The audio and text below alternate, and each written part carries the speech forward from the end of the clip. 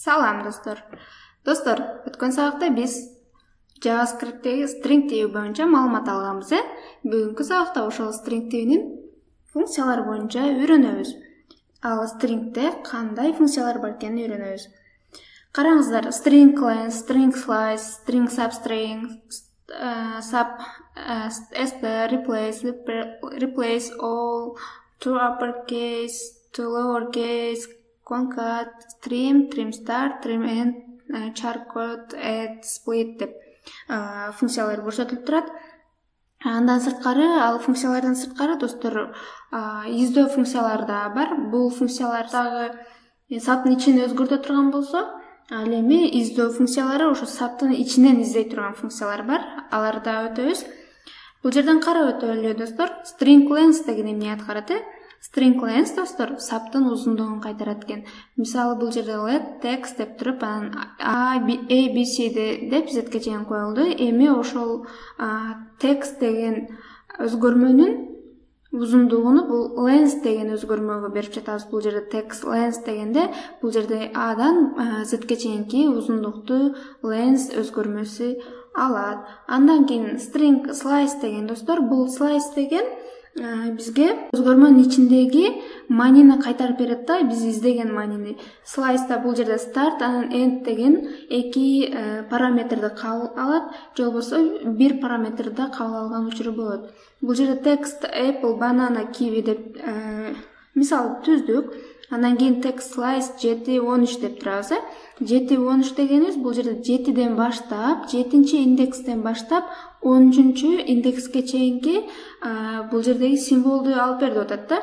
7ден 13-чү индекске чейин. Эскертүү достор, бул жерде JavaScript'те текстте деле, string'те деле өзгөрмөлөрдүн биринчи бул жердеги a мисалы 0-чы индексте турат, p болсо 1-чи индексте турат. Slice 7ден 13-кө чейин дегенде карап көрөлү. A бул жер 0, 1, 2, 3, 4, 5, 6. Андан кийин 7. 7 кирет бул жердеги. 7ден 13-кө чейин дегенде 13-чүсү кирбейт. 7, 8, 9, 10, 11, 12. 12-ни алат, 13-ту албайт. 13-кө чейин деген үчүн, ошон үчүн бизге бул жерде banana деген символду сөздү чыгарып берди. Андан кийин бул жерде slice 7 деп атабыз. Бул учурда достор бир эле параметр көргөзүлгөн учурда slice функциясында ошол көрсөтүлгөн индекстен баштап андан аягына чейин ошол тексттин өзгөрмөнүн аягына чейинки маалыматты алат да. Бул жерде 7-нчи индекстен баштап, бананадан баштап kiwiге чейин аяккы жерине чейин чыгарып берет.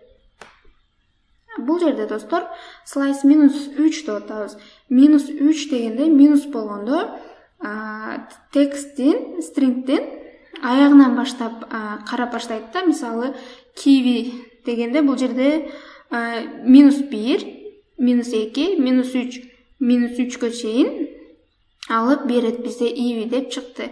Андан кийин slice -12ден -6га чейин дегенде бул жактан минус жагынан бул жакка чейин эсептеп келебиз. -1, -2, -3, -4, -5, -6, -7, -8, -9, -10, -11, -12ден артка карай -6га чейин алат.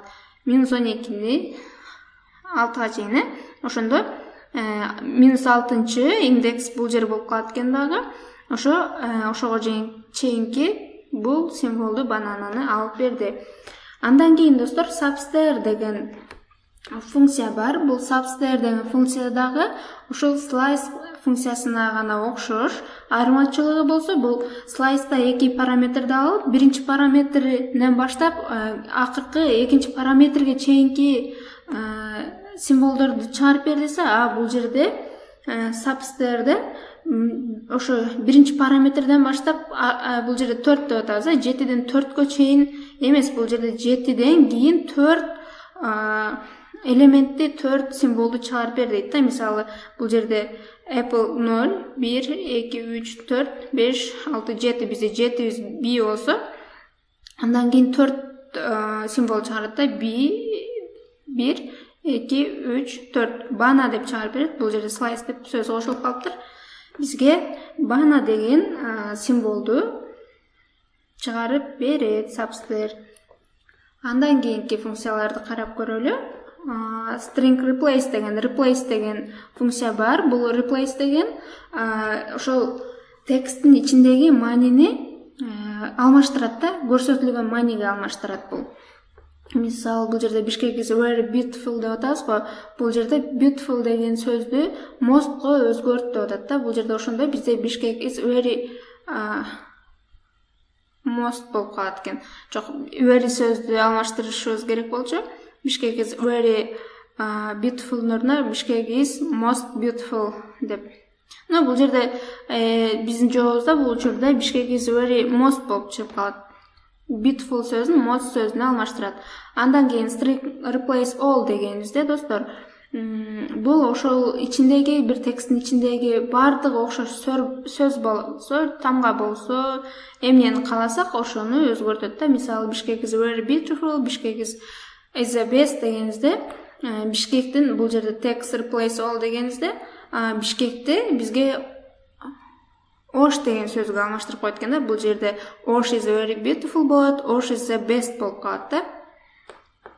Андан кийинки функция, достор, to uppercase деген бул жердеги, мисалы, Бишкек is very beautiful деп б-сы гана чоң тамга, калгандары кичинекей болсо, бул to uppercase кылганыбызда ошо Бишкек is very beautiful дагы тамгалардын бардыгын, символдордун бардыгын чоңго айландырып коет. To lowercase кичинекейге айландырып коет. Конкат дегенибиз, достор, бул эки өзгөрмө бар болсо, ошону бир өзгөрмө кыла турган болсок, анда конкат сөзүнүн функциясын колдонсок болот. Бул эки же андан көп саптарды бириктирип коет. Мисалда көрсөтөм, достор. Trim ыкмасы, достор, бул ошол тексттеги тексттин эки жагындагы боштуктарды алып коет да. Trim start дегенибизде, trimдин start дегенде бул тексттеги баштапкы боштуктарды алат, trim end болсо тексттин аягындагы боштуктарды алып коет. Андан кийин, достор, бизде жана айтып кеттик, издөө функциялары бар деп. Бул жерде издөө функцияларын көрсөттүк, саптардын ичинен бул функциялар биз көрсөткөн маанини издеп таап берет. Анда эмесе булардын бардыгын биз практикада жүзүндө карап көрсөк,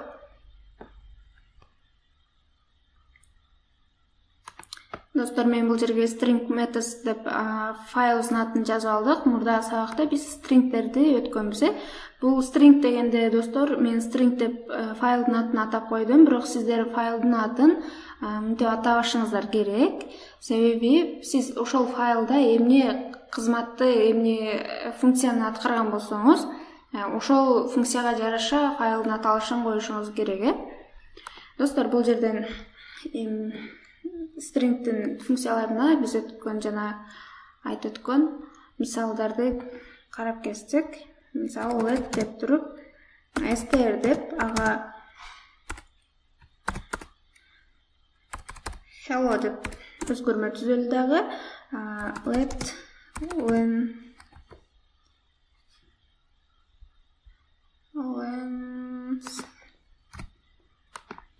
деп str деген өзгөрмөбүздүн ленсин карап көрөлү.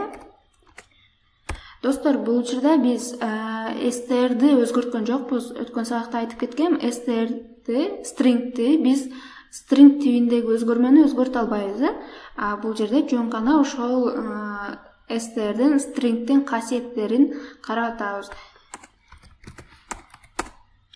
Lensти чыгарып көрсөк, бизде бул жерде hello дегендин узундугун таап бериши керек. Бизде hello'нун узундугу 5ке барабар болду. Андан кийин, достор, мисалы hello world сөзүнө биз let change str деп көрөлү дагы. str replace дегенди карай дагы. Бул жерде world'тун ордуна биз башка маанини берели. Мисалы hello Айдана десек. Эми аны чыгарып көрөлү.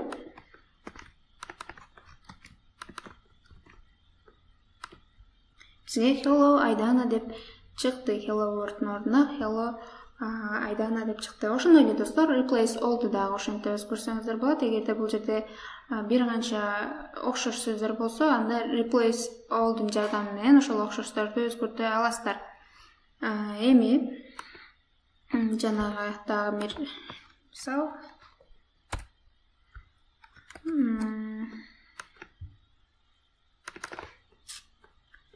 Мисал part деп туруп, slice функциясын карап көрөлү. Бизде hello word'дон 5-чи индекстен баштап 9-10-чу индекске чейинки символду чыгарып бер дейли.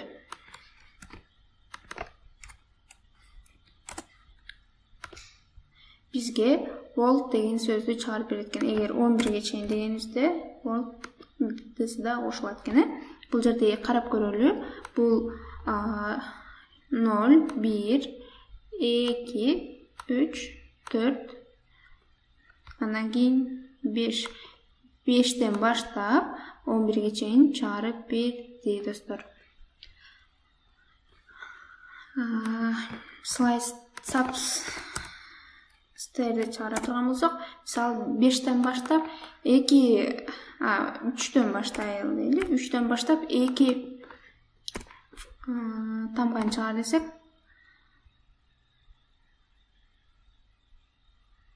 part 2 дейли дагы. 2 деп чыгаралы. Бизге 3-чү индекстен баштап 2 тамганы чыгарып берди. Андан кийин достор,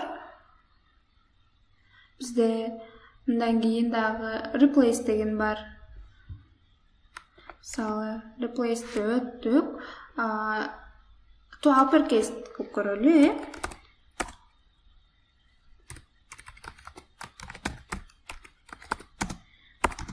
Мисалы, str'де биз to uppercase кылсак, биздин бардык бул жерде hello word'догу сөзүбүздүн бардыгы бизде азыркы учурда hello word эмес, hello Айдана, hello word тура эле hello word'ду hello word'дун ичиндеги бардык тамгаларды чоң тамгага айландырып коет. Көрүсүздөрбү? Lowercase кылсак анда биздин символдорду кичинекей тамгага көрөт.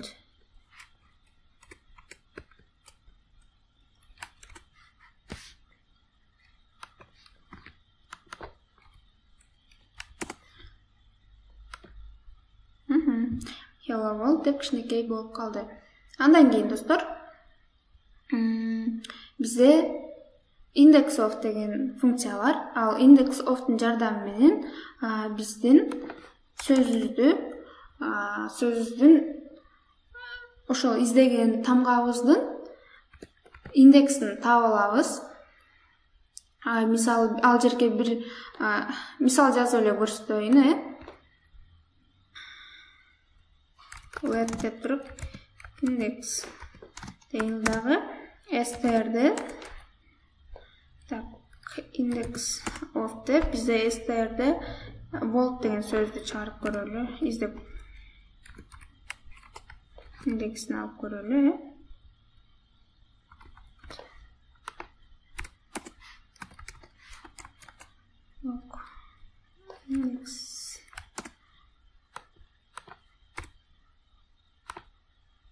Бизде 6-чы индекстен башталат экен. Андан кийин world сөзүбүз 6-чы индекстен эсептеп көрсөк, бул жерде 1, 0, 1, h болсо 0 болот, i болсо 1 болот, 1, 2, 3, 4, 5, анан 6-чы индекстен w башталып атат. 6-чы индекстен башталат экен достор. Андан кийин достор, let деп тұрып last index деген бар. Ал достор, ошол текстте кездешкен сөздүн акыркы индексин көрсөтөт. Мындайча айтканда, ошол акыркы кездешкен сөздүн индексин көрсөтөт да. Мисалы, str last index of volt дегенибизде бул учурда карап көрөлү. 6-чы бул жерден чыгаралы дагы. Last index'te. Бул 6-чы индекстен эле башталып атат. Себеби бул жерде hello world деп 6-чы индекстен башталып атат. Бул жерге дагы бир канча volt'tu жаза турган болсок, 6, 7, 8, 9, 10. Бул жер 11-чиден башталып калат. Так. 6, 7, 8, 9, 10, 11, 12. 12-чи индексти көрсөтүш керек да. Азыр бизде бул жер учурда last index of volt деп атабыз. Акыркы кездешкен volt сөзүнүн индексин көрсөтөт деп атабыз да. Биздин учурда 12-чи индекстен башталып атат экен бул экинчи сөз. Андан кийин достор, include деген функция бар. Let is include деп көрөйүн. Так, str includes деп карап көрөлү. Эми биздин учурда volt сөзү hello my деген my жазып коеюн. Бул жерден str includes дегенде my деп жазайын. Бул жерде дейт достор, str өзгөрмөсүнүн ичинен my деген сөз барбы жокпу дейт. Эгерде бар болсо true деген жоопту, эгерде жок болсо false деген жоопту кайтарып берет. Биздин учурда my деген сөз бар, ошол үчүн true деген жоопту кайтарды. You деген сөз карап көрөлү. Анда false деп жооп берет. Биздин учурда hello my volt'ун ичинде you деген сөз жок. Ошон үчүн false дегенди кайтарып берди достор. Андан кийин дагы search деген дагы бар достор.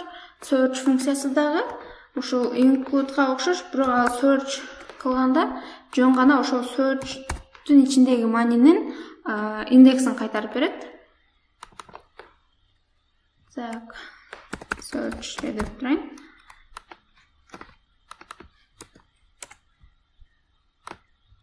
Бул жерде my деген сөзүбүз 6-чы индекстен башталып атат.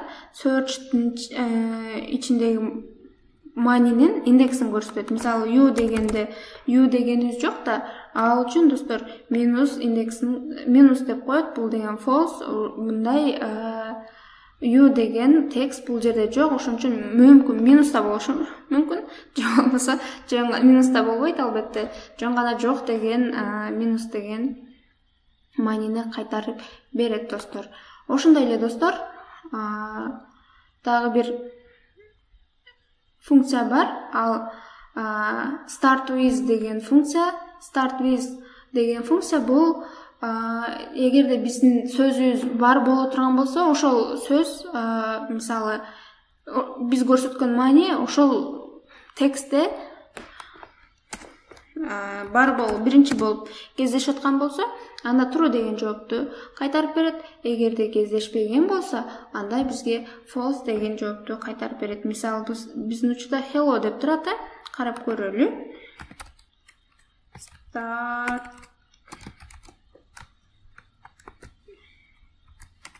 деп коеюн. Эми str start with деп көрөйүн. Hello'дон башталып атабы? Биздин учурда биздин str өзгөрмөсүндө hello'дон башталып атат. Ошон үчүн true болот. Эгерде hello эмес башка high'дан башталып атса, эгерде бул жакта да high болуп аткан болсо, бул жерде киргизген start with high'дан башталып атат болсо, анда true болот. Эгерде жок болсо false деген маанини берет достор. Ошондой эле достор, start with деген бар, end with деген бар. End with дегенде дагы ошол акыркы маани, ошол мисалы акыркы маани биз көрсөткөн мааниден бүтүп атабы десек, бүтүп аткан болсо true, болбосо false деп көрсөтөт достор. Мисалы бизде volt деп бүтүп атат акыркы маани. Мына жерге end with кылайын дагы, volt жазайын. Эми бул жерге end'ти чыгарып көрөлү. True биздин сөзүбүз volt деген сөздөн бүтүп атат. Ошондуктан бизде end деген true деген жоопту берип атат достор. Достор, бүгүн сиздер менен биз бир канча функцияны өттүк. String тибинин бир канча функцияларын өттүк. Мындан сырткардагы бир канча функциялары бар. Аларды өзүңүздөр кызыгып карасаңыздар болот. Биз бирок эң негизги көбүнчө проекттерде көп колдонулган функцияларды карап өттүк.